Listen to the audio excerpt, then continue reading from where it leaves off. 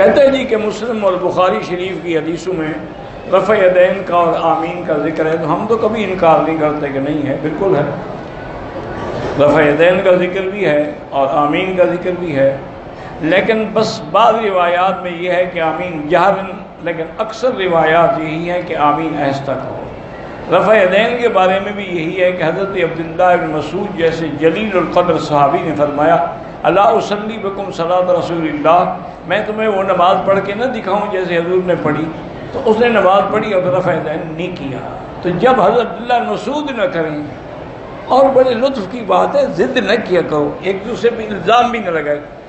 رفع یدین کرنے کی جو صحیح اور مضبوط روایت ہے نا، وہ حضرت عبداللہ بن عمر سے ہے، اور حضرت عبداللہ بن عمر خود رفع یدین نہیں کرتے۔ تو یہ قاعدہ ہے محدثین کے نزدیک کہ اگر راوی اپنی حدیث پہ خود عمل نہ کرے تو اس کا معنی ہے کہ وہ حکم ختم ہو چکا تھا، پہلے ختم ہو گیا۔ ہمارے علاقے میں ایک مسجد کا امام جو ہے وہ بجلی کا کام بھی کرتے ہیں، کیبل وغیرہ بھی مسجد سے سب محلے والوں کو دیتے ہیں، تو اچھا دونوں کام آپ کے ہو رہے ہیں نا، دین کا کام بھی کر رہا ہے آپ کا اور دنیا کا کام بھی کر رہا ہے۔ کہتے ہیں کہ یہاں عالم میں دیکھا ہے کہ بڑے اپنے بزرگوں کا ہاتھ اور ماتھا چومتے ہیں، ٹھیک ہے، جائز ہے، کوئی منع نہیں۔ میں نے عمرہ کیا، کینچی سے 3-4 جگہ سر کے بال کاٹے، سر کے بال چھوٹا تھا، 2-3 دن پہلے سر حل کیا تھا۔ جب آپ نے حل کیا تھا پھر کاٹا کیا تھا آپ نے؟ بھئی 3 دن پہلے آپ حل کر چکے تھے، پھر کینچی سے کیا کاٹا؟ چمڑا کاٹا تھا سر کا۔ صاف ظاہر ہے کہ آپ پر دم بھی ہے، اس طرح پھروائیں، بال ہوں یا نہ ہوں اس طرح پھروانا ہوگا۔ اگر احرام کی حالت میں کسی کے ہاتھ پہ کوئی شیمپو غلطی سے گر گئی، کچھ نہیں ہوتا، دھو ڈالے۔ اگر کوئی آدمی 6 طواف کے بعد، ضروری کام 6 طواف کہتے ہیں، 6 چکروں کے بعد، 7 چکروں کا ایک طواف ہوتا ہے، وہ چلا گیا، اگر پھر اگر کرنا ابتدا سے کرے گا۔ مشرکہ عورت ہو، اس کے ساتھ نکاح ناجائز ہے، شیعوں کے گھر کا کھانا نہ کھائیں تو بہتر ہے۔ یہ ہم تمہاری احتیاط کے لیے کہتے ہیں، ورنہ آج کل تو ہر بلا جو ہے وہ کافروں سے آ رہی ہے۔ یہ جتنی تم بیوریج اپنا پپسی کولا اور کالا کولا اور کیا کیا کولا پیتے ہو، یہ کہاں سے آتا ہے؟ یہودیوں کا ہے، میٹیریل تو ان کا ہے، یہاں تو صرف پانی ڈال کے بند کرتے ہیں۔ یہ جتنا آپ جناب ماشاءاللہ پیزے اور البیک کھا رہے ہیں، یہ بھی سارا میٹیریل یہودیوں کا ہے، یہاں تو اس کو مثال لگا کے رکھ دیتے ہیں، پھر بھونٹ کے آپ کو دے دیتے ہیں۔ وہ اس کے بارے میں تو کبھی آپ نے نہیں پوچھا، کیونکہ وہ تو کھانا ہے نا، انہوں نے پاکستان سے نیت کر کے آتے ہیں کہ عمرہ کریں گے اور بیگ ضرور کھائیں گے۔ انا للہ و انا الیہ راجعون۔ کہتے ہیں میرے والد گردوں کے مریض ہیں، احرام باندھا مسجد عائشہ سے، فجر کا وقت تھا، باہر سین میں جگہ میری نماز سردی لگ گئی، جس کی وجہ سے الٹی شروع ہو گئی، ہوٹل جانا پڑا، اوپر والی چادر الٹی سے خراب ہو گئی، میں احرام میں تھا، دونوں احرام میں تھے، احرام کھول لیا، اب کیا دوبارہ باندھ رہے ہیں؟ بس اگر زیادہ وقت گزر گیا ہے تو پھر میقات پہ جانا پڑے گا اور اس کی دم دینی پڑے گی۔ شرعی کام کے لیے منت مانے وہ جائز ہے کہ نیک کام ہو، صحیح کام ہو، اور منت بھی اللہ کی ہو، قبروں کی نہ ہو۔ مسجد عائشہ عمرے کی نیت کی، طواف کیا، سعی کی، اس کے بعد حیض کا شک ہوا، 2 گھنٹے کے بعد چیک کیا تو ہلکا تھا، بار آپ پہلے کر چکی تھی، اس وقت تو حیض نہیں تھا نا، وہ ہو گیا الحمدللہ۔ مسجد عائشہ سے حضور کا اپنا حکم موجود ہے، آپ نے حکم دیا بی بی عائشہ کو، اور جیرانہ سے حضور پاک نے خود عمرہ کیا ہے، یہ ساری حدیث کے کتابوں میں ہے۔ ہر روز عمرہ کرنا ٹھیک ہے، کریں تو جائز ہے، لیکن افضل یہ ہے کہ طواف زیادہ کرے، اور ہر عمرے کے بعد سر مڈانا بالکل ضروری ہے، بال نہ بھی ہوں تب بھی اس طرح پھروائیں گے۔ اگر طواف کے دوران یا صفا کے دوران وضو ٹوٹ جائے، چھوڑ دے، وضو کرے، پھر شروع کرے۔ پورا حدود حرم جو ہے، پورا شہر جو ہے، سب مسجد الحرام ہے، یہ سب میں 1 لاکھ ملتا ہے۔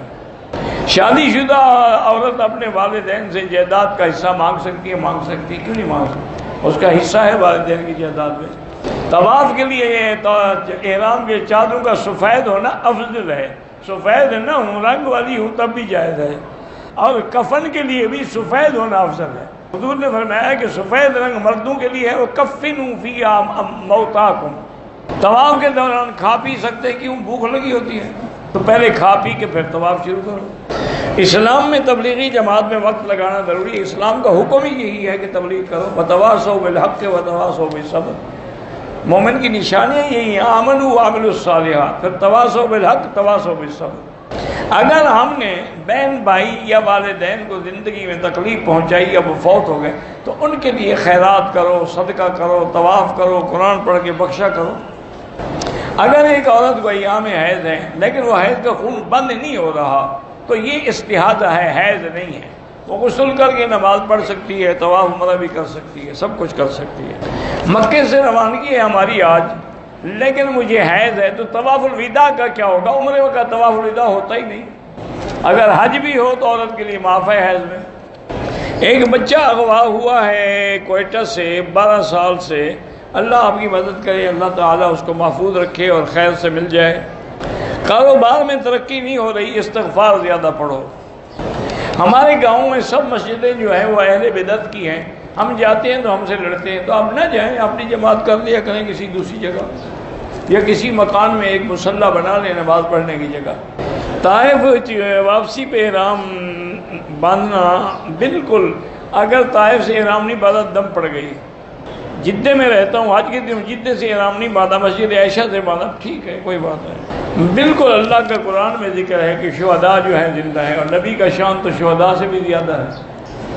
موبائل میں قرآن رکھ سکتے ہیں، رکھ سکتے ہیں، اور بغیر وضو کے اس کو پڑھ سکتے ہیں، اس کو بغیر وضو کے بھی پڑھ سکتے ہیں، ہاتھ لگانا منع ہے بغیر وضو کے۔ میری امی بیمار ہیں، اللہ پاک شفا دے، کسی نے پتہ نہیں کیا کر دیا، وہم ہو جاتا ہے اکثر، تو لا حول پڑھا کرو۔ حرم میں جماعت کا ثواب زیادہ ہے، غار ثور یا زیارتوں میں جانے کا ثواب اتنا تھوڑا ہے، یہ جہاں سب سے زیادہ ہے۔ نقد چیز اگر ہم مثلاً 1000 کی دیں اور ادھار پہ 1200، وہ جائز ہے۔ میرے دوست کی بیوی نے طواف زیارت اور سعی صفا مروہ حیض کی حالت میں کر دیا، دم ادا کر دے، وہ طواف صفا ہو گیا اس کا، اس نے اچھا کیا، چلو حلال تو ہو گئی نا خاوند پہ۔ بھئی رفع یدین کی اگر آپ کو زیادہ تحقیق ہے تو آپ کیا کریں، ہم نے تو کبھی منع نہیں کیا کسی کو، نہ اب آپ کو منع کرتے ہیں، آپ اپنا شوق پورا کر رہے ہیں۔ گھر میں کسی کو زیادہ غصہ ہے تو لا حول پڑھا کرو۔ بہرحال فرض نماز میں صفوں کو برابر ہونا چاہیے اور آگے بھی اتصال ہونا چاہیے۔ اگر ہم سے 4-5 صفوں کے بعد عورتیں ہوئی، نماز تو ہو جائے گی انشاءاللہ، لیکن عورتوں کو آگے ہونا منع ہے۔ سب کچھ ہونے کے باوجود بھی زندگی میں سکون نہیں۔ سکون تو اللہ کی یاد میں ہے، مال دولت میں تو نہیں ہے۔ الا بذکر اللہ تطمئن القلوب۔ کیا مرد اور عورت درباروں پہ جا سکتے ہیں؟ عورت نہیں جا سکتی، اور مرد بھی جائے تو نہ وہاں سجدے کرے، نہ طواف کرے، نہ نذرانے، نہ وہاں پھول چڑھائے۔ کہتے ہیں کہ عورت کو حمل کے بعد کتنے مہینے تک میاں بیوی مل سکتے ہیں، شریعت میں کوئی منع نہیں ہے، باقی لیڈی ڈاکٹر سے پوچھو۔ لڑکی اپنے باپ کی اجازت کے بغیر نکاح نہیں کر سکتی ہے، لا نکاح الا بولی۔ بس آپ طائف میں رہتے ہیں، اگر کام کے سلسلے میں مکے آتے جاتے رہتے ہیں تو آپ کے لیے احرام ضروری نہیں ہے۔ مسجد سے باہر بھی جو صفیں ہیں ان کی بھی نماز انشاءاللہ صحیح ہے۔ مسجد عائشہ سے عمرہ افضل ہے یا طواف افضل ہے؟ ہاں، سجدے کی حالت میں اگر پاؤں اٹھا لیے جائیں تو نماز نہیں ہوتی، کیونکہ سجدہ جو ہے اللہ کے نبی کا فرمان ہے کہ انسان اللہ 7 اعضاء، سب تو 7 چیزوں پہ سجدہ کیا جاتا ہے، تو جب 2 اٹھ گئی تو بات ختم ہو گئی۔